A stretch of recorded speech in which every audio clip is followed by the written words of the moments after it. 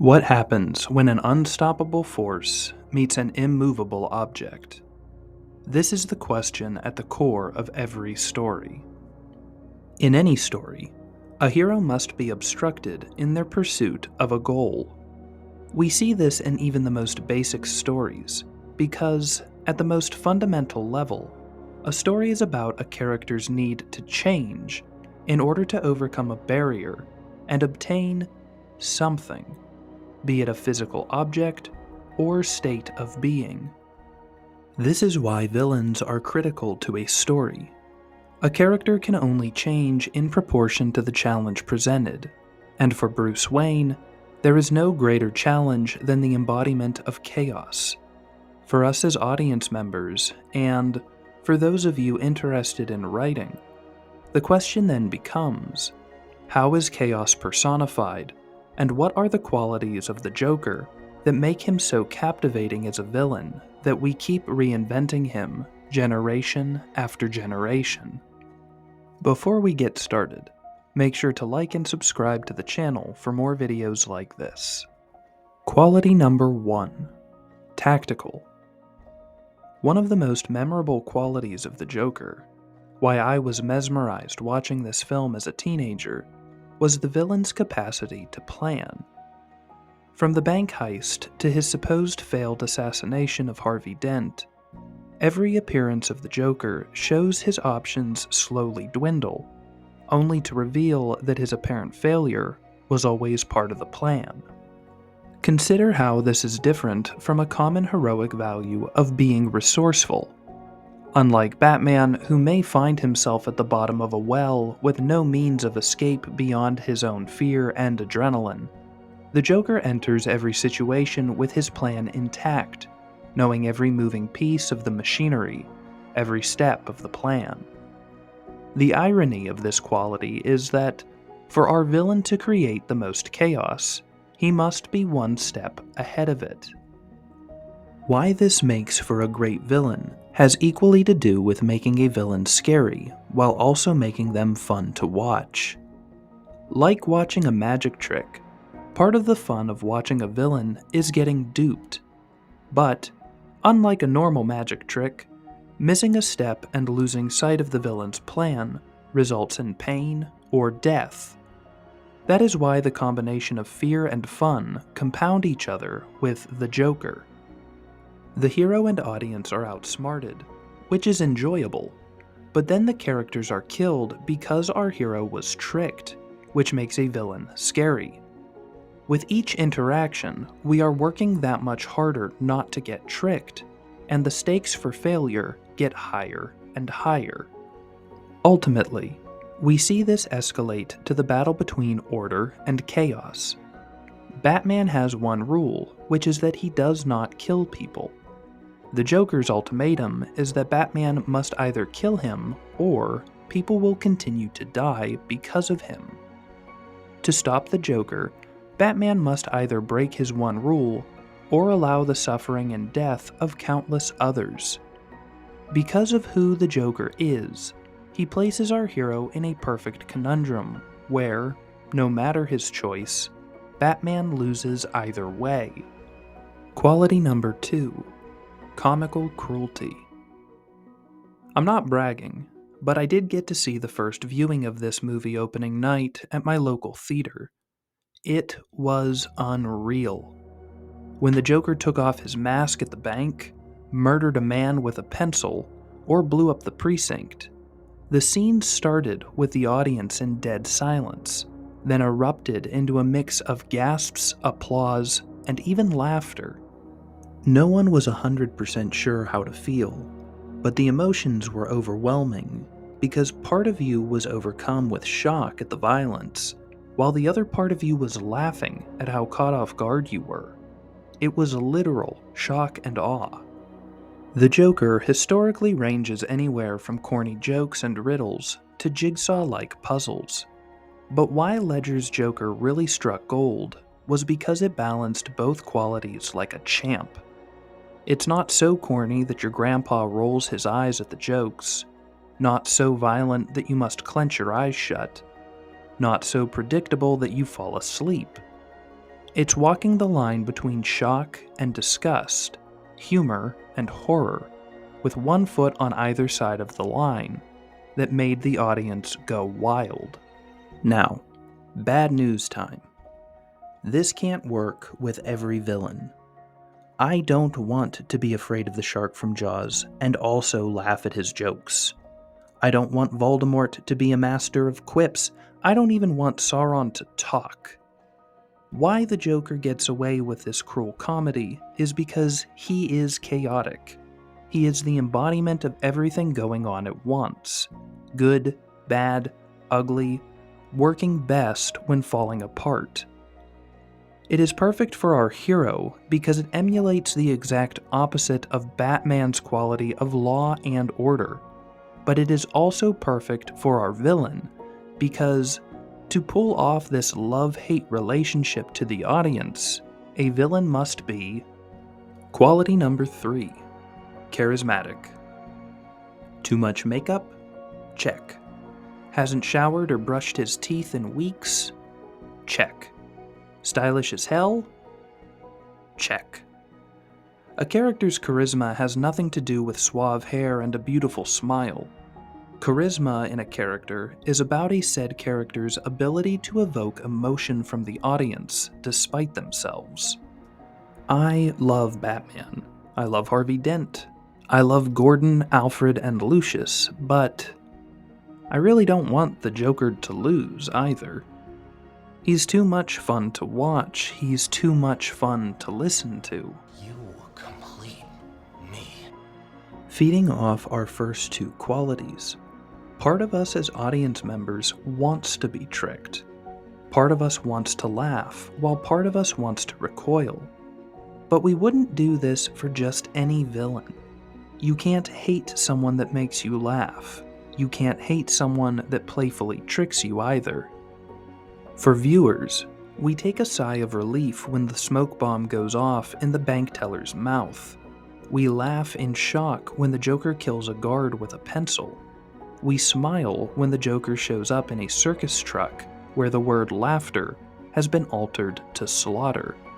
Because the delivery of this dark humor almost endears us to the Joker. This is a whole other ballgame when it comes to creating villains. Most of the time, the rule is just to make a villain empathetic. The villain drinks baby's blood. Well, his mom was killed by a baby when he was young. The villain makes lampshades out of people's skin. Well, lampshades used to call her fat in grade school. We might not agree with the villain's choices, but we understand them. With the Joker, since he is straight up anarchy in a can, we lose that option, but the writers make it a moot point. Some men just want to watch the world burn, and that is fine by me, because I am having a blast watching them pour the gasoline.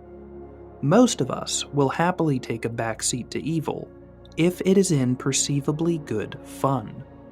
Accomplishing that is no small feat. Writing a killer that doesn't scare off the audience is tough, sometimes requiring the use of other villains in a story. So let's explore that a little bit, shall we? Side note: the enemy of my enemy. Allow me a moment to elaborate upon how the Joker's charisma ties into our first Joker origin story. As stated, it is hard to get an audience to like a killer. Sometimes we can circumvent this by having our main villain humble a less likable villain, which in this case is Gamble. We would not like the Joker at all if one of the first people he killed was Rachel Dawes. His origin story would have been overshadowed by the fact that he killed a character we emotionally invested in. Conversely, since the Joker kills Gamble, another villain who we have no reason to cheer for, part of our mind rationalizes the action as a net good. In the battle of evil versus evil, we would rather the Joker win than one of the mob bosses. It's strange, but it works. This is one of those beautiful examples of a scene that does more than one thing. The Joker surprises us with his tactical abilities by faking his death to get close to Gamble. He tells a cool story about his scars, which we assume to be true. He kills a villain, and then holds tryouts for his gang. The language is dark, heavy, captivating. The tension never dissipates because there is either a knife in someone's mouth or a snapped-off pool cue on the floor. All of the Joker's worst qualities are on display, and we are hooked like a fish that swallowed the bait. So what is it about this scene that expertly kicks off the audience's deeper understanding of its villain? Quality number 4. The combination of mystery and allegory. I know I say this every time, but the use of allegories and storytelling within a story is a great way to characterize a character, while simultaneously giving your audience pertinent information. However, the fancy way the Joker delivers this story adds a layer of complexity and creativity to the traditional practice. Let me start from the beginning for those of you who are new to the channel. Normally, when a character tells a story, references an allegory, makes an analogy, or implements some scientific theory, it 1. Tells us a little bit about the character and their beliefs, and 2. Does it in a way that isn't boring, assuming it is implemented properly.